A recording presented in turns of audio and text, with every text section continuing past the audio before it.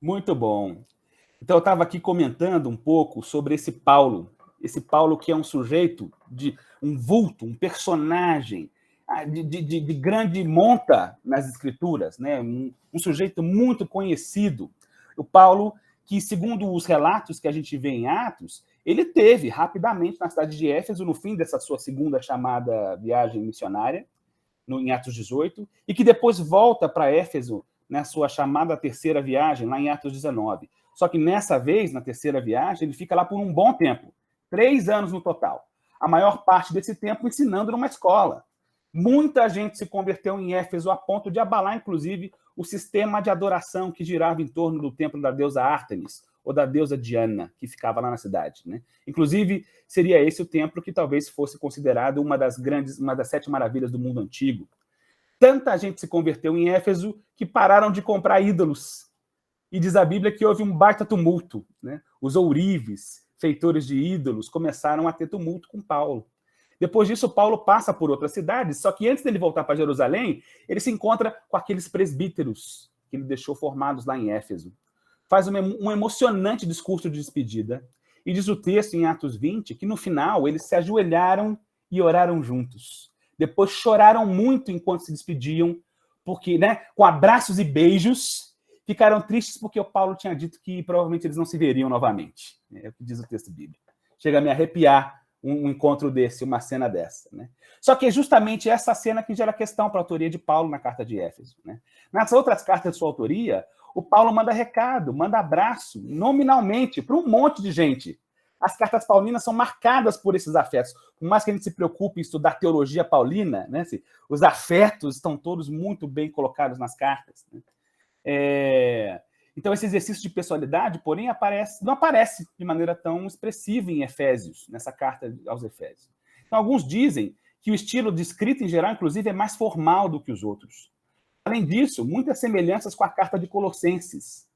Aí tem quem diga que, na verdade, essa foi uma carta escrita por outra pessoa, que adaptou Colossenses e os escritos paulinos para poder formar isso, que a gente chama de carta aos Efésios. Mas os comentaristas defendem também que o estilo pode mudar com o tempo. Então, o estilo não é argumento para muita coisa. E essa questão da pessoalidade segue um pouco intrigante, mas talvez possa ser explicado se a gente considerar justamente a outra questão que eu comentei, os destinatários. Né? Será que os destinatários dessa carta foram efetivamente a turma lá de Éfeso? A gente sabe que as cartas na antiguidade circulavam em igrejas diferentes. Mas, mesmo assim, isso nunca impediu a pessoalidade do Paulo. Né?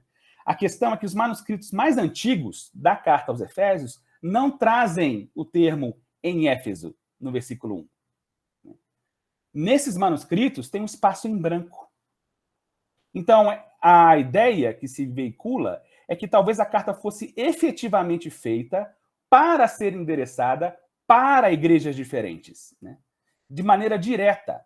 Então, o Tíquico, que aparece no final da carta de Efésios, que provavelmente foi quem levou essas cartas, levaria todas elas para igrejas diferentes e preencheria o espaço em branco.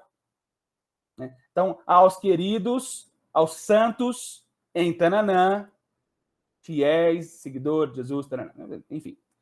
Então, potencialmente, a carta seria para uma série de igrejas que passavam por situações semelhantes, ou talvez até mesmo numa região próxima a Éfeso, né? Éfeso, provavelmente uma dessas, mas muito certamente não os únicos destinatários dessa carta.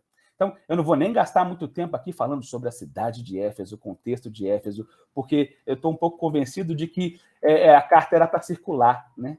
Então, ele trata de outras questões de maneira um pouco mais genérica, menos específica de um contexto de uma cidade, mas talvez mais ampla, num contexto de uma situação que a igreja da região como um todo talvez estivesse vivendo. Então, esse Paulo se torna essa figura histórica, talvez de maior proeminência dentro das fontes bíblicas do Novo Testamento, demanda alguns cuidados também. Né? Eu acho que a história de Paulo é tão fantástica que isso faz com que a sua figura histórica, em muitos momentos, se tornasse tão importante, talvez, quanto a figura do próprio Cristo. E o debate sobre Paulo na academia é extenso.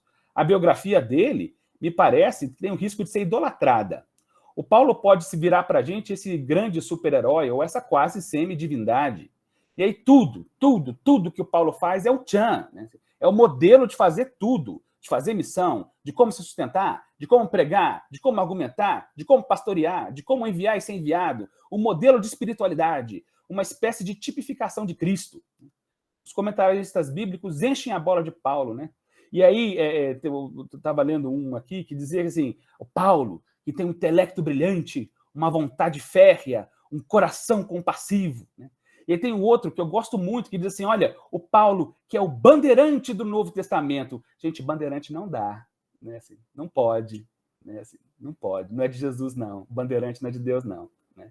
Apesar de serem todos crentes no seu momento, né? Assim, não é de Deus, não pode. Então, o problema é que essa idolatria, às vezes, desemboca numa divinização, mas também pode desembocar numa demonização. Né? E pelo que eu tenho percebido, dentro de algumas hermenêuticas, linhas teológicas, o Paulo fica meio demonizado até, né? Uma sensação que eu tenho. Né? Mas talvez essas hermenêuticas e teologias estejam justamente tentando libertar Paulo dessa cadeia divinizante, né? Humanizá-lo. E a discussão sobre esse Paulo, e quem ele é, e a sua importância ou não, se torna uma discussão a respeito da nossa própria hermenêutica. Né? O que Paulo diz é Bíblia, inspirada, escritura ou não? Então, essa discussão fervorosa dá vazão a uma série de questões a respeito do que é a Bíblia, do conceito de inspiração divina, correlacionado com essa autoria humana, dessas questões que são basilares para a nossa fé, basilares para a fé no movimento. Acho que o Paulo merece, sim, menos importância, mas, ao mesmo tempo, eu tenho certeza que o que a gente lê aqui não lança fora a inspiração divina. De qualquer forma, a nossa exposição de hoje nos dá acesso um pouco ao que esse sujeito pensava e a forma dele de lidar com algumas questões. E a carta dele, inspirada divinamente, serve para nós e segue sendo importante para nós nos dias de hoje. Esse Paulo provavelmente escreveu no momento da sua primeira prisão em Roma, entre os anos 60 e 62, a mesma época em que provavelmente escreveu a carta aos Colossenses, a carta a Filemon e a carta aos Filipenses. Junto com Efésios, essas seriam as 4 cartas da prisão. Ele fala em momentos diferentes, inclusive, né, em Efésios, sobre a sua condição de prisioneiro. E com tudo isso posto, eis que o apóstolo saúda os santos, fiéis, seguidores de Jesus Cristo, desejando graça e paz, em nome de Deus, nosso Pai, e em nome do Senhor Jesus Cristo, o Senhor Jesus Cristo. Então agora eu te convido a manter aí a sua Bíblia aberta e dar uma passeada comigo em Efésios. Os subtítulos que você provavelmente vai encontrar, né, nas Bíblias impressas ajudam, né, e provavelmente vão coincidir bastante com essa divisão aqui que eu estou propondo. Veja como é que essa carta é estruturada e vai imaginando essa carta sendo lida também por judeus e gentios convertidos ao cristianismo no século I. Vai imaginando também essa carta sendo lida e exposta no Congresso Missionário de 45 anos atrás, diante de estudantes e graduados da América Latina, como diz o Pacto de Curitiba, né, reunidos em Curitiba. Então, veja, 6 capítulos, subdivididos aqui em aproximadamente 10 partes. Uma primeira, né, capítulo 1, versículos 13 a 14, é uma linda introdução, rica em louvores a Deus. De ponto de partida, é possível perceber uma visão estruturada e consolidada a respeito da Trindade. O Paulo vai louvando e falando das bênçãos e da ação do próprio Deus, do Senhor Jesus, do Espírito Santo. Inclusive, chama a atenção que Paulo manifesta a questão da redenção, mas de uma maneira muito interessante, redenção de toda a criação, nessa introdução à carta. Depois, do versículos 15 ao 23, um segundo trecho, que é uma oração. Depois de uma intensa introdução, o autor registra uma oração.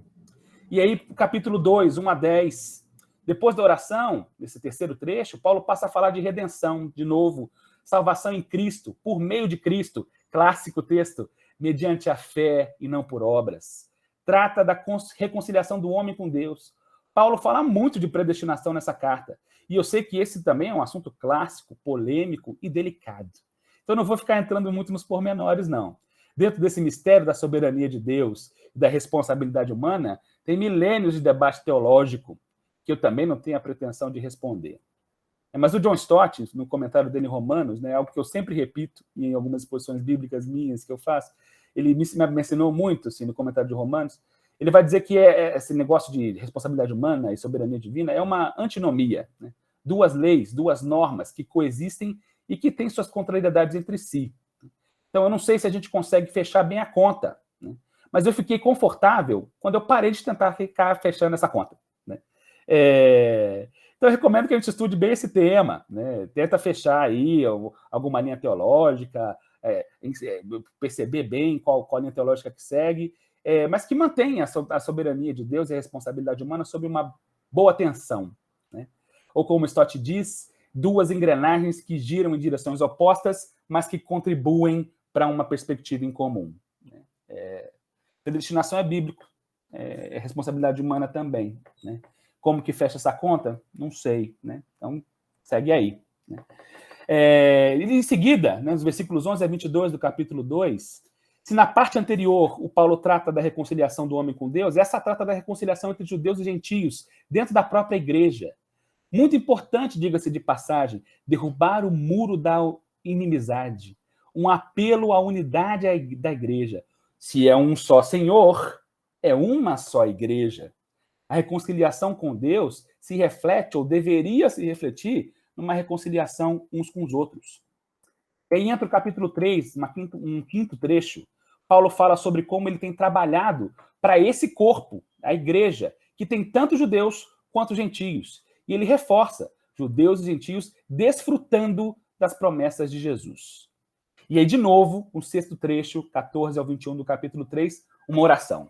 E rompe em oração. Uma oração de intercessão também e adoração. E aí ele volta, né? Sétimo trecho, capítulo 4. Após essa oração, ele retoma novamente o tema da unidade. Encoraja a turma a manter a unidade. Uma unidade que essa turma não criou, a unidade está criada em Cristo, né?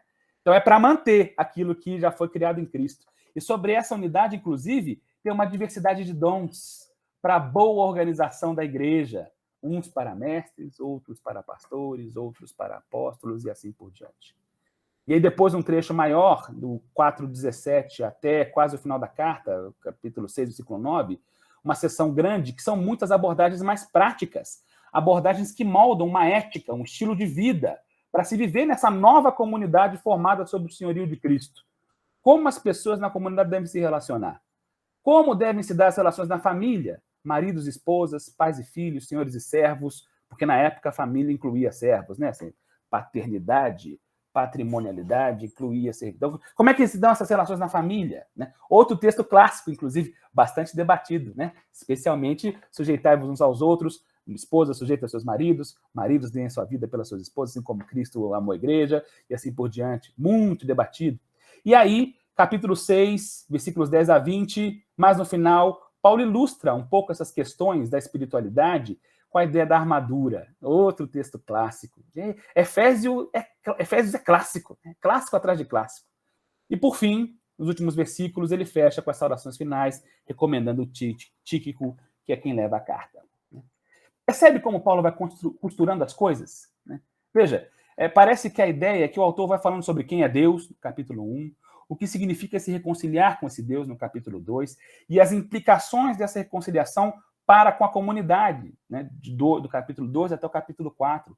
E mais, as implicações dessa espiritualidade ou dessa vida em comunidade para as nossas relações como um todo, os capítulos 4 a 6. Como que é uma nova sociedade, uma nova comunidade gestada a partir do senhorio de Cristo nessa unidade chamada igreja. Só que me chamou muita atenção que no meio do rolê todo, Paulo registra 2 orações. E no final ele ainda ressalta a importância da oração, de se manter a oração. Isso me chamou muita atenção, porque a oração é um aspecto super prático da nossa espiritualidade e frequentemente super negligenciado. A gente estava falando um pouco sobre isso no grupo pequeno um pouco mais cedo aqui. Eu tenho certeza que se eu perguntar aqui sobre como anda a sua vida de oração, ou a regularidade das suas orações, uma boa parte de nós vai muito honestamente dizer que sente que as suas orações estão aquém do que acham que deveriam estar. Alguns talvez tenham uma perspectiva muito elevada sobre uma rotina de oração e acabam se frustrando. Outros têm uma regularidade que até contenta, mas talvez ache que faça isso de uma maneira muito mecanizada, muito formal, muito fria, talvez. Então, eu não quero que isso gere um sentimento de culpa ou de cobrança. Já basta todas as que a gente carrega conosco. Aliás, quem sou eu para ficar achando ou ensinando regularidades adequadas, formas adequadas. Fato é que uma questão tão importante para a nossa espiritualidade e, ao mesmo tempo, tão basilar, tem o potencial de ser muito negligenciada. E mais, veja que essas orações aqui registradas estão bem no meio das mais elevadas reflexões teológicas. Infelizmente, também é muito comum que o nosso labor teológico acabe acontecendo de maneira muito dissociada de algumas outras práticas da espiritualidade, como a oração. Efésios mexeu comigo nesses dias justamente porque junta tudo isso. Junta o que talvez nunca devesse ter sido separado. Deus nos livre do esforço do labor teológico que não anda junto com uma prática de espiritualidade tão importante e tão basilar como oração. Aliás, a minha proposta é que a gente possa, então, se esforçar por mergulhar um pouco, ainda que rapidamente, para entender um pouco mais sobre o senhorio, propósito e missão a partir dessas orações que estão na carta, né?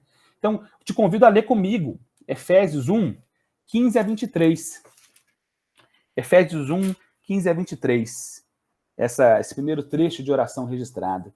Diz assim: desde que eu soube de sua fé no Senhor Jesus e de seu amor pelo povo santo em toda parte, não deixo de agradecer a Deus por vocês. Em minhas orações, peço que Deus, o Pai glorioso de nosso Senhor Jesus Cristo, lhes dê sabedoria espiritual e entendimento para que cresçam no conhecimento dele. Oro para que seu coração seja iluminado, a fim de que compreendam a esperança concedida àqueles que ele chamou e a rica e gloriosa herança que ele deu ao seu povo santo. Também oro para que entendam a grandeza insuperável do poder de Deus para conosco, os que cremos. É o mesmo poder grandioso que ressuscitou Cristo dos mortos e o fez sentar-se no lugar de honra, à direita de Deus nos domínios celestiais. Agora ele está muito acima de qualquer governante, autoridade, poder, líder ou qualquer outro nome, não apenas neste mundo, mas também no futuro. Deus submeteu todas as coisas à autoridade de Cristo e o fez cabeça de tudo, para o bem da igreja. E a igreja é o seu corpo. Ela é preenchida e completada por Cristo, que enche consigo mesmo todas as coisas em toda parte. Perceba que Paulo vai dizendo nos versos 15 até um pedaço do verso 18 o que o inspira a fazer essa oração em termos gerais. Pelo que é que ele está orando? Então veja, no verso 15 e 16, ele expressa a gratidão. Né? Não deixe de agradecer a Deus por vocês. O autor expressa uma gratidão por pessoas, por igrejas com as quais ele não tinha contato fazia muito tempo. Agradece pela fé dessas comunidades. E eu fico pensando, ô Senhor, me ajude a ser grato pelas comunidades. Me ajude a ser grato pelas comunidades de fé, cujo amor por Jesus é reconhecido, mas também o amor pelo povo santo está presente de maneira forte em tudo que é lugar. Me ajuda a amar uma comunidade que ama, agradecer por uma comunidade que ama e que é amada. Mas, além de gratidão, o autor apresenta também uma intercessão. Né? Então, veja, nos versículos 17 e 18, né?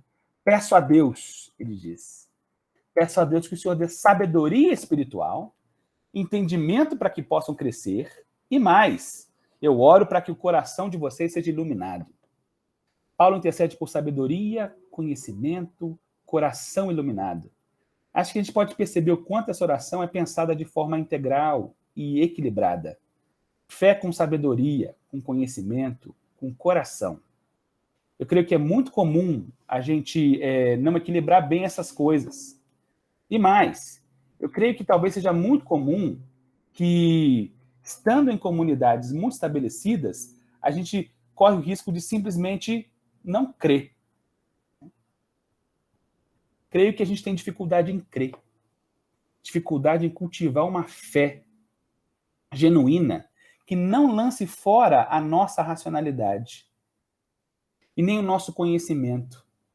Eu não me esqueço de ouvir uma vez o Ziel Machado falando sobre como tem um apagão nas igrejas, na faixa etária das pessoas entre 25 até aproximadamente 40 anos. É a fase que as pessoas estão se formando, consolidando as suas famílias, ou ainda passando por processos traumáticos nas suas vidas pessoais, nas suas caminhadas pessoais. experimentando que talvez seja o maior pico da sua produtividade de vida laboral. Essas pessoas, infelizmente, tendem a ser muito ausentes na demografia evangélica brasileira. E por quê? Eu creio que seja importante pensarmos, então, que a nossa espiritualidade deixa de fazer sentido em alguns momentos, né?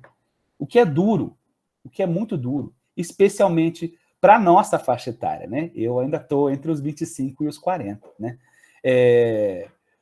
Então, eu ainda estou nesse grupo potencialmente que tem essa dificuldade, às vezes, de se manter por perto, ou de se manter adequadamente convicto ou com um sentimento de pertença dentro de uma comunidade. E caminhando com estudantes, eu diria que cada vez mais o risco de um apagão, ele desce a faixa etária, né? Cada vez mais cedo as pessoas têm dificuldade de se compreender como parte de uma comunidade, né? Então veja, o Paulo vai ao longo do capítulo 1 todo falando sobre como Deus, essa trindade, concede bênçãos lindas, profundas, bênçãos sérias. E Paulo apresenta, inclusive, essa trindade maravilhosa desde o começo do capítulo. Mas parece que talvez os leitores teriam dificuldade em vê-la, experimentá-la. Porque precisam de sabedoria, precisam de iluminação, precisam de coração, né, para poder ver essa realidade que o Paulo está falando. Nossa geração, nessa nossa faixa etária, tende a ser uma geração menos crédula, que deixa a caminhada com esse povo de fé e que tem dificuldade de acabar se identificando com uma comunidade que prega uma trindade, mas que não vive uma reconciliação. Paulo escreve e intercede para que pessoas como nós possamos ter uma fé plena, com sabedoria, entendimento e coração iluminados. Talvez precisemos desse renovo, ou de um restabelecimento dessa nossa fé em Jesus Cristo. E o Paulo continua com 3 pedidos. Primeiro, para compreender a esperança do chamamento, né? A esperança do chamado. É um apelo para que a gente compreenda essa nossa ampla vocação de Deus para a humanidade. Ou, se preferirem, o propósito de Deus para nós. Ou ainda, para o que Ele nos envia ou nos comissiona em nossa caminhada. O John Stott, ele sempre lembra que o chamamento não significa uma profissão específica. Ser chamado por Deus, ou ter um entendimento da vocação de Deus, é para além do nosso trabalho, ou nunca estaria reduzido ao nosso trabalho de maneira específica. Então, isso inclui uma vida de comunhão, uma vida de liberdade, uma vida de amor, uma vida de paz, também uma vida de sofrimento. Segundo John Stott, nós somos chamados para todas essas coisas. E todos nós somos chamados. É um chamado que é para todos e que nos leva a viver uma vida no presente, na certeza e expectativa da concretização de várias delas no futuro. E o outro pedido, para que a gente compreenda a herança que Ele, o Senhor Jesus, deixa para nós. Essa herança que será plenamente tomada posse na vida vindoura, onde a gente vai experimentar essa plenitude de vida com Deus. O chamado de Deus para nós já foi dado, já está dado. A herança também, só que essa herança vai ser desfrutada plenamente e plenamente curtida no futuro. Mas no agora, no presente, o autor coloca esse terceiro desejo dele, né, sobre o poder de Jesus. Que a gente possa ter a consciência do poder de Cristo. O Jesus Todo-Poderoso, Jesus que tudo domina. E sobre o que ele domina, né? Então, o Paulo apresenta essa noção profunda desse poder de Jesus, poder sobre a morte para ressuscitar, poder para estar sentado, entronizado num lugar de honra junto a Deus, sendo Deus, poder sobre todo nome, no passado, no presente e no futuro. Uma visão bonita de um senhorio. Esse poder é uma representação do senhorio de Cristo. E o que esse senhorio de Cristo abarca, né? Nos nossos grupos pequenos, ainda há pouco, a gente estava falando sobre alguns trechos do Cristo ao Senhor, do Dionísio Pape, né? Talvez, é importante só lembrar o que o Dionísio Pape nos provoca, né? Ele diz que talvez a gente tenha muita facilidade de reconhecer Jesus como nosso Salvador. Difícil mesmo é reconhecer Ele como Senhor. Então, esse Cristo é o que nos preenche, é o que nos torna a igreja. E agora eu te convido para ler rapidamente comigo a oração do capítulo 3, 14 a 21. Efésios 3, 14 a 21. Diz assim: quando eu penso em tudo isso, eu caio de joelhos e oro ao Pai, o Criador de todas as coisas nos céus e na terra. Peço que da riqueza de sua glória, ele os fortaleça com poder interior por meio do seu Espírito. Então Cristo habitará em seu coração à medida que vocês confiarem nele. Suas raízes se aprofundarão em amor e os manterão fortes. Também peço que, como convém a todo o povo santo, vocês possam compreender a largura, o comprimento, a altura e a profundidade do amor de Cristo. Que vocês experimentem esse amor, ainda que seja grande demais para ser inteiramente compreendido. Então vocês serão preenchidos com toda a plenitude de vida e poder que vem de Deus. Toda a glória seja a Deus, que por seu grandioso poder que atua em nós, é capaz de realizar infinitamente mais do que poderíamos pedir ou imaginar. A ele seja a glória, na igreja e em Cristo Jesus, por todas as gerações, para todos sempre. Amém. Então veja, né, esse outro trecho de oração. Agora, no versículo 14 e 15, ele introduz novamente essa oração. Cai de joelhos, ele diz. Né? Os propósitos eternos revelados em Cristo, que formam uma igreja com gente de todo tipo e que tem esse potencial transformador e formador de uma nova sociedade. Isso que ele vinha expondo aqui na carta, vinha sendo colocado por ele nos escritos, coloca ele de joelhos no chão. E ele ora ao Pai, o Criador de tudo, nos céus e na terra. Então, veja, novamente aqui o Paulo citando a questão da criação e caindo de joelhos diante dessa realidade maravilhosa de um Deus transformador e que forma essa nova comunidade. E pelo que ele está intercedendo agora nessa oração? Né? Então, são pelo menos 4 tópicos que ele coloca aí, eu vou listá-los aqui para a gente dar uma olhada. Os versículos 16 e 17, que o Espírito fortaleça. Né? É mesmo uma rica teologia trinitariana. Né?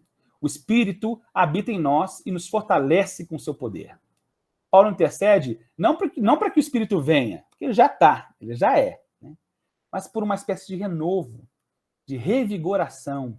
Essa presença do Espírito que se traduz, talvez, na presença do próprio Cristo. Esse Cristo Senhor que Paulo está intercedendo para que habite nos nossos corações. Uma habitação que é concretizada na medida da nossa confiança em Cristo Senhor. É poderoso. Né? O Paulo deixa muito claro para a gente, concordando com outros trechos da Bíblia que falam sobre o Espírito Santo, o Espírito tem esse poder de iluminar o nosso entendimento, mas de traduzir aquilo que Deus é para os nossos corações. Né? Então, quase como se o Espírito Santo fosse uma porta de entrada aberta, mantendo uma porta de entrada aberta para a habitação de Cristo dentro de nós. Né? E representa essa presença, é essa presença. Né? E no versículo 17, uma segunda coisa pela qual Paulo intercede, ele intercede por um aprofundamento no amor. Em algumas versões, consegue se traduzir aí, né? Arraigados e alicerçados no amor. Raízes e fundações, raízes e alicerces. Aprofundamento desse amor em nós e desse amor entre nós. E aí, só que eu posso dizer misericórdia, né? Essa intercessão continua sendo muito válida, muito importante. A gente viu aqui ainda há pouco o pessoal comentando sobre como as brigas entre esquerda e direita, no período em que o Congresso aconteceu, foram divisoras nas igrejas e no seio evangélico, né? Assim, e é triste, porque a gente vê o nosso presidente hoje e fala assim, ué, né? Mas não já faz 45 anos? Não, né? Nem sempre, né? Cadê o amor? Né? Como a gente pode experimentar esse amor? Né? A intercessão é válida ainda hoje, e profundamente válida. Raízes e alicerces de uma comunidade estão no amor. Um terceiro pedido, né, nessa oração, ainda relacionado com o tema do amor, Paulo ora para que a gente possa compreender esse amor de Cristo, que se tenha uma boa noção dessas grandes, talvez incompreensíveis dimensões desse amor. Compreender e conhecer dimensões dessa grandiosidade. Como é que será que a gente pode compreender isso? Talvez não consiga, talvez só pela oração mesmo. Né? O apelo é que a gente experimente esse amor de maneira prática na nossa caminhada. Né? Um amor que talvez seja grande demais para a gente conhecer e compreender, mas é para experimentar. experimentar em vida prática. Uma quarta coisa que ele pede aqui nessa oração é que, novamente, a gente seja preenchido por Deus. Que a nossa vida, a nossa existência, seja preenchida por completo pela vida e pelo poder de Deus.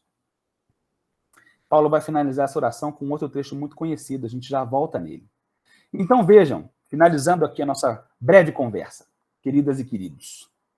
Esse breve contato que eu tive aqui com o texto de Efésios, me preparando para a nossa conversa hoje, eu fui muito tocado pelo texto no sentido de tentar expressar, experimentar o senhorio, o propósito e missão de Jesus Cristo a partir dessa experiência de oração na espiritualidade. A oração tem essa capacidade de encapsular, de envelopar diante de Deus o nosso labor teológico, com os nossos afetos gestados a partir dessa mesma espiritualidade. A oração, talvez, nos coloque de maneira muito menos dualizada e muito menos dicotomizada como seres humanos que somos, inteiros, diante do nosso Senhor. O texto de Efésios, com essas orações, nos convida a fazer das nossas orações os veículos de expressão vívida da nossa teologia. E mais, um veículo do próprio trabalho teológico de refletir e de pensar e de conhecer e de compreender mais sobre o nosso Deus. Então é válido endereçar e discernir o senhorio de Cristo, reverenciar esse senhorio, ser vívidas expressões desse senhorio para o nosso mundo hoje. É válido interessar e discernir tudo isso também através da oração. O nosso chamado para transformar o mundo nunca foi um chamado que lança fora nessa necessidade de colocar os joelhos no chão.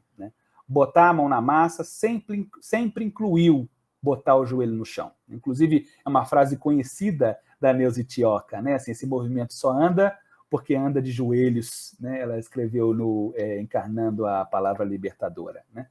E eu fico pensando, a partir das histórias e dos legados desses nossos irmãos, né? Assim, o quanto aquilo que foi construído, que foi colocado para nós e que a gente vive ainda hoje enquanto movimento na ABU, também foram experiências gestadas, pensadas, discernidas, a partir dessa espiritualidade, a partir desse exercício prático de espiritualidade e de oração. Né? E no grupo pequeno eu fiquei muito feliz, assim, na verdade eu pensei, olha, o pessoal está dando spoiler da exposição bíblica, porque o meu grupo pequeno estava conversando sobre oração, a gente precisava orar mais, né? E o Werner, né? O pessoal até citou o Werner Hauser falando sobre... tem vários tipos de salmos, né? Assim, mas cadê o espaço para a gente usar ou orar de maneira sincera alguns desses salmos que são salmos de lamento, ou que são salmos de questionamento, de briga com Deus, né? Você está a fim de brigar com Deus? A oração é o veículo perfeito para isso, né? Assim, faça isso em oração, né? Então, o chamamento, né? Assim, algo que me bateu forte, né?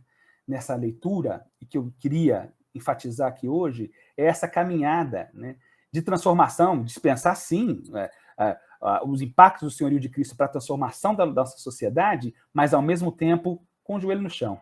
Né? Um bom equilíbrio dessa nossa prática, dessa nossa espiritualidade. Né? E, claro, não me entendam mal, né?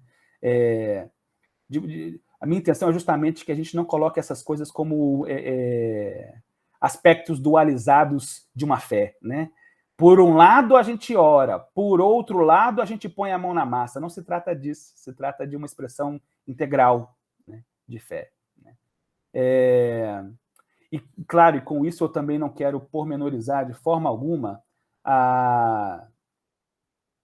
esses legados e construções que foram feitas de maneira concreta ao longo da nossa história, não só na ABU, mas também ao longo de muitos anos e muitos séculos, né? Assim, a gente hoje pode desfrutar de um corpo de psicólogos e psiquiatras cristãos, né? Assim, e eu dou glórias a Deus por isso. Né?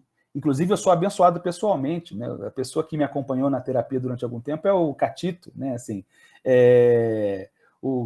e aí o Catito me abençoou de formas que eu não sei nem se ele consegue imaginar, né? O Catito Grzyboski, né? Assim,